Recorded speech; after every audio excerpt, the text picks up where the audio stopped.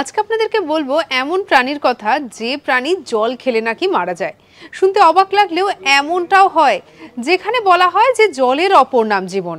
যেমন মানুষ তো জল ছাড়া বাঁচতে পারে না, আবার মানুষের মতো এমন অনেক প্রাণী রয়েছে যারা জল ছাড়া বাঁচতে পারে না। মানে জল না খেয়ে থাকাটা একেবারে দুঃসাধ্য। হয়তো আপনি একদিন, দুদিন, এক সপ্তাহ জল না খেয়ে থাকতে পারেন, কিন্তু জল না খেলে তো মারা যাবেন। তাই জলের অপর নাম জীবন।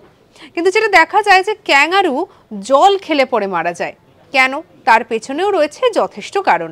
যেটা জানা যায় যে এই ক্যাঙ্গারু যে ধরনের খাবার খায়, সেই ধরনের খাবার থেকে এদের শরীরে জলের ঘাটতিটা পূরণ হয়ে যায়।